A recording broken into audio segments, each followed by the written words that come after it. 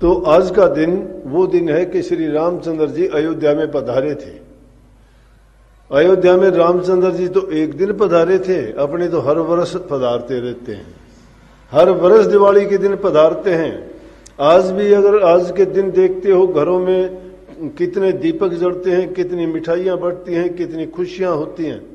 लेकिन अब भी ऐसे आदमी हैं कि इस दिन में भी वो भी कुछ ना कुछ उल्टे सीधे, कोई शराब पी लेता है, कोई और उठपटांग काम करता है, कोई जुआ खेलते हैं। ये चीजें अच्छी नहीं, ये बर्बादी का रास्ता है। तो ये कुछ राक्षसी प्रवृत्ति की चीज है वो। लेकिन उन चीजों को जो छोड़ के और श्री रामचंद्र जी की शिक्षाओं पर चलता है तो देवतुल्य हो जाता है, उसका जीवन स्वर्गमय हो जाता है, आनंदमय हो जाता है और हर प्रकार की खुशियां उसको मिलती हैं, जिसके कारण उसका जीवन संवर जाता है, दिलों में प्रसन्नता रहती है, आपस के बैर विरोध सब ईर्ष्याएं खत्म हो जाती हैं और दिलों में प्यार, प्रेम और शांति और संतोष भर जाता है, जिसके कारण उसके जीवन में दुख झांक भी नहीं सकते। इसलिए इस दिन को इस रूप में मनाओ नहीं, बल्कि उनकी शिक्षाओं को अपने जीवन में उतारो। सभी बातों को इतने 14 वर्ष की बात 1-2 मिनट में या 10 मिनट में नहीं बताई जा सकती। इसीलिए इस बात को मैंने ये घटाने के लिए कहा कि इसको अपने संत जो कहते हैं कि वो रामायण हमारे अंदर में है, क्योंकि सारी की सारी चीज इस पिंड शरीर में है। ब्रह्मांड में जो चीज तुम देखते खोजते हो वो हमारे शरीर में यूं की यूं है। ये ब्रह्मांड का नक्शा है। सारा ब्रह्मांड की रचना 5 तत्व से निर्मित है, जल, वायु, अग्नि, पृथ्वी, आकाश से। और 3 तत्व है, रजोगुण, तमोगुण, सतोगुण। 8 के मिलने से पूरी सृष्टि बनी है। इंसान का चोला भी एक मुकम्मल चलती फिरती सृष्टि है। इसमें 5 तत्व, 3 गुण हैं। सभी इसमें जितनी भी रचना के खंड, ब्रह्मांड, चांद, सूरज, आकाश, पृथ्वी, सागर, सभी इसके अंदर समाये हुए हैं। खोजी अगर सच्चा होगा और जिसको गुरु पूरा मिला होगा वो ढूंढ लेगा। एक प्रेमी का कल ही मेरे पास स्पीड पोस्ट से एक लेटर आया। उसने अपने बारे में बताया, मैं ध्यान योग का, अगर विजय सुनता हो तो, अगर लाइव देखता हो तो तेरी बात का जवाब है ये। दिल्ली का रहने वाला था, कहने लगा कि मैं ध्यान योग मार्ग से ध्यान करता हूं, तो आप मुझे ये बताइए कि वैसे तो आपसे मैं मिल नहीं सकता। मैं बोला मेरे से तो मिलने की कोई पाबंदी नहीं, कोई कभी मिलो, लेकिन हाँ इस कोविड के कारण थोड़ा ये पाबंदी रही है, किसी से भी कोई नहीं मिलता। लेकिन जब सत्संग होता है या मिलने का समय होता है, किसी धर्म का हो, किसी पंथ का हो, किसी मजहब को मानता हो, किसी गुरु को मानता हो, कोई भी उसकी, चाहे उसकी ज्ञान योग का हो, चाहे उसका ध्यान योग का हो, और चाहे वो और दूसरे किसी भी तरीके से तप साधना जो भी करता है, और मेरे से जो कुछ पूछना चाहता है, मुझे जितना पता होगा मैं बेहिचक के उसको बताऊंगा। मुझे कोई इस बात में गुरेज नहीं है कि वो किससे संबंध रखता है। वो तो एक छोटा दायरा है कि तेरा गुरु कौन है, तेरा धर्म क्या है। पूछता मैं जरूर हूं, पूछता इसलिए हूं कि तेरी पद्धति क्या है, किस तरीके से तू साधना करता है। अगर वो साधना करने का तरीका बता देता है तो उसके तरीके के अनुसार बताई जा सकती है बात, इसलिए पूछता हूं। तो उसने कहा कि आप मुझे बताइए कि मिल तो मैं सकता नहीं, लेकिन चिट्ठी का माध्यम ही मैंने अपनाया है, और आप मुझे ये बता दें कि मेरा तीसरा नेत्र कब खुलेगा, तीसरा नेत्र कब खुलेगा। अब देखो, जिसको गुरु नहीं मिला, जिसको ज्ञान नहीं मिला, गुरु का मतलब ही ये है कि गुरु आपको रास्ता बताएगा कि इस रास्ते पे आपको चलना है, आपके मंजिल के ये पहचान है, इनको देखते हुए, ऐसा काम करते हुए, बाधाओं को कैसे पार करते हुए। एक छोटी सी यात्रा पे जाते हो तो भी आप उसका पहले पता करते हो कि कैसे पहुंचूंगा, क्या क्या चीज होंगी, कौन से रास्ते जाएंगे, वहां कौन कौन से साधन मिलेंगे। ये तो वो रास्ता है बहुत अनजान, जिसके लिए बहुत कम लोग उसके जानकार हैं। और ये क्या कह देना कि शिव नेत्र कम, अब ये कोई कैसे कह देगा। ये तो एक मूर्खों जैसी बात है कि तेरा शिव तीसरा नेत्र कब खुल जाएगा। तीसरा नेत्र ऐसे ही तोड़ा। मैंने पूछ लिया उससे, तुझे इस बात का कैसे पता लगा? बोला गुरु तो मेरा कुंभ के मेले में मिला था, मैंने उसको गुरु बना लिया। माधो तेरे पद्धति क्या थी ध्यान की? बोले कि योग। मैं वैसे ही किताबों में मैं देख के करता हूँ, किताबों में। मैं बोला ये बातें आपको कहाँ से पता लगी? आध्यात्मिक दर्जों का जब आपको पता ही नहीं है, गुरु मिला नहीं, रास्ता बताया नहीं, तो आप कहाँ जाओगे? किताबों की देखी बात से किताबों से मिल जाएगा? ये किताबों में जो जो बात कही गई है, वेदों में सब कुछ लिखा हुआ है। खुद परमात्मा ने कहा है कि वेद मैं रचे, मैं वेदों के माही। लेकिन जो वेद में है, वो जो वेद करता वो मैं करता नहीं। वेद कहते मैंने ही रचे हैं और मैं वेदों के मैं ही हूं, लेकिन उन वेदों को बिना खोज के कैसे पाओगे? खोजी कौन हो गया? गुरु। गुरु के बिना उसको नहीं पा सकते। और गुरु जब तक भेदी नहीं मिलता तो उस साधना को आप कैसे कर लोगे? अंधेरे में तीर चलाने से तीर निशाना किस चीज पे लगा रहे हो आप? जिसको ये पता ही नहीं है मुझे जाना कहाँ है, मेरी मंजिल कहाँ है, ठिकाना कहाँ है, कैसे जाऊंगा, किस रास्ते से, किस साधन से जाऊंगा।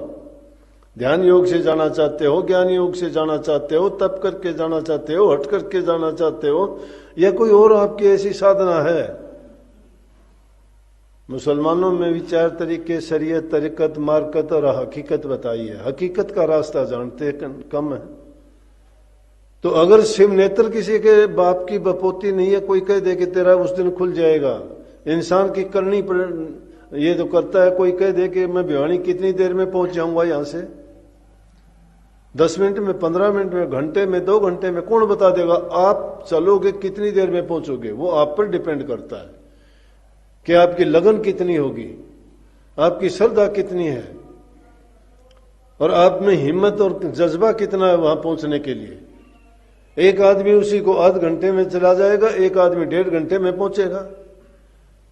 और करनी करने का तरीका तो यह है कि भक्ति में तो इंसान को अपने आप को सोने की तरह से तपाना पड़ता है। जिस प्रकार से सुनार गहने बनाने के लिए सोने को भट्टी में जला के और उसको तपा देता है, उसका तरल पदार्थ बना लेता है, फिर उसके बाद उसके गहने बनते हैं जो कीमत पाता है। ये भक्ति का रास्ता इतना आसान नहीं। ये तो हमारे महापुरुषों की, संतों की ऐसी हमारे पर कृपा और दया हुई कि कलयुग में शब्द को प्रकट करके आसान तरीका सबके लिए बता दिया। उसको 8 साल का बच्चा भी कर सकता है और 60 साल का बूढ़ा भी कर सकता है। लेकिन उसके लिए मर्यादाएं, नियम हैं। जो नियमों का और मर्यादाओं का पालन नहीं करता, आने को बहुत लोग आते हैं, सत्संग भी अपने आप को सत्संगी बताते हैं, गुरु से नाम भी ले लेते हैं, लेकिन करनी किसी की बस की बात है? करनी कोई कर सकता है क्या? 2 दिन घर को नहीं छोड़ सकते, 2 दिन बच्चों को नहीं छोड़ सकते, 2 दिन अपने जीव के स्वाद के आनंद को नहीं छोड़ सकते। अगर कोई छोटा सा काम हो जाता है, गुरु को छोड़ देते हो, सत्संग को छोड़ देते हो, तुम सब कुछ भूलने के लिए तैयार होते हो। लेकिन भक्ति के लिए तुम कुछ नहीं छोड़ना चाहते, इतनी चीज भी। उसके लिए भी ये कहते हो कि मैं थोड़ा कर लूं, ऐसा कर लूं। भक्ति के लिए कौन छोड़ना चाहता है? इसीलिए कबीर साहब ने इसके मरजीवा कहा है, मर मर के जीने वाला। इतना आसान काम नहीं है जो अपने हाथ पर। कबीर साहब कहते, कबीर घर फूक्या अपना लुका लेना, हाथ वाई का घर फूक दियो जो चला हमारी साथ। ये तो घर फूक तमाशा है। अपने घर को जो फूकना चाहता है, घर कौन सा फूका जाता है? दोनों प्रकार के। संसारी घर को छोड़ना पड़ता है, शारीरिक घर को भी त्यागना पड़ता है। इसके आनंद, इसके रस, निद्रा, भूख, आलस, ये चीज जब तक नहीं त्यागता इंसान, भक्ति क्या खाक करेगा? मन के अंदर जहर भरा पड़ा है, कचरा गंदगी में डालते हैं इंसान, कचरा इसके अंदर डालता है। ईर्ष्या है, निंदा है, बुराई है, कपट है, छल है, बेईमानी है, अपने स्वार्थ से सिवाय कुछ सोचता नहीं है। फिर कहता है मेरा शिव नेत्र खुल जाए। कहां है शिव नेत्र? शिव नेत्र यही है, समझ है। ये शिव नेत्र खुल जाएगा, जो मिथ्या चीज मिथ्या नजर आएंगे, सच्चाई तुम्हें सच्चाई नजर आने लगेगी। ये शिव नेत्र की खूबी है, ज्ञान चक्षु है वो। लोग सोचते हैं कि इन 2 आंखों की बजाय तीसरी आंख और होगी कहीं, वो तीसरी आंख नहीं है। प्रभु के दर का जो 10वां द्वार है उसका चलने का रास्ता दूसरा है। 9 द्वारों को मूंद के ही उस 10वें द्वार की ओर जाया जाएगा। शिव नेत्र, शिव नेत्र, किसी का नाम लेने में गलत बात है कि कहा जाए। देख लिया लोगों ने, किताबों में देख ली। कबीर साहब ने इसीलिए तो कह दी कि तुम कहते हो कागज लेखी, मैं कहता हूं आंखों देखी। तुम कहते उलझाउण हारी, मैं कहता सुलझाउण हारी। मैं कहता हूं जागत रही हो और तुम कहते हो सोवत रही हो। उल्टी रीत है या दुनियादारी के रसों के भी आनंद लेते हो और फिर भक्ति पर में भी तुम वो बनना चाहते हो।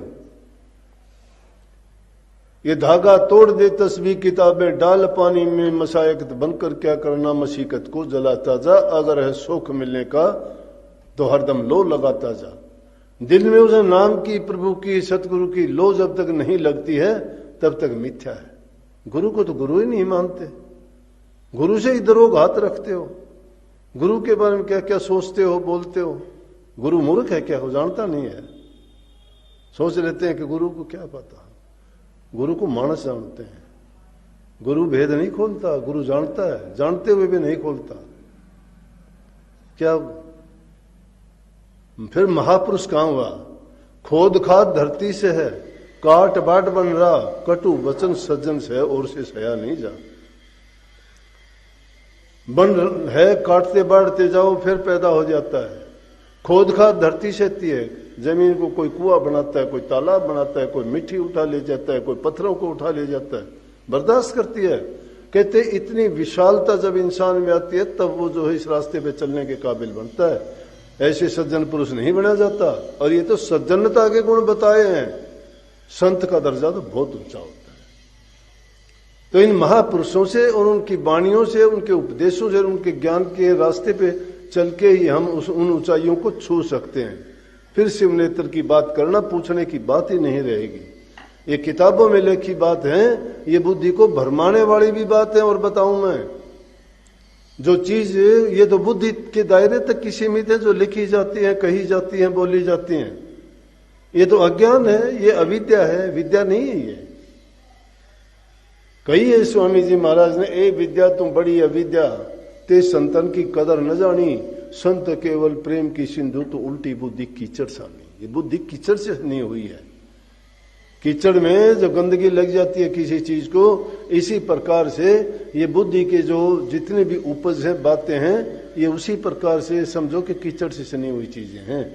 इसलिए हृदय में प्रेम होना चाहिए, दूसरे की भलाई की बात सोचनी चाहिए। तुम्हें बदले में मिलेगी, प्रेम करोगे प्रेम मिलेगा, भलाई करोगे भलाई मिलेगी, किसी की इज्जत करोगे तुम्हें इज्जत मिलेगी, किसी की सेवा करोगे तुम्हें सेवा मिलेगी। लेकिन किसी का बुरा करोगे थारी बुरा तुम्हारा भी होगा। लॉ ऑफ नेचर है ये, जो करेगा सो भरेगा, बोएगा सो काटेगा। इसलिए अच्छा करने का जो प्रयास करता है उसका प्रभु अच्छा अपने आप करता है। नेकी कर दरिया में डाल, भला करते चलो, मालिक अपने आप संभालेगा। सबको बहुत बहुत आशीर्वाद, बहुत बहुत खुशी। पुनः आपको मंगल कामना दिवाली की। घर जाओ, दीप जलाओ, मिठाई बांटो, खाओ खिलाओ।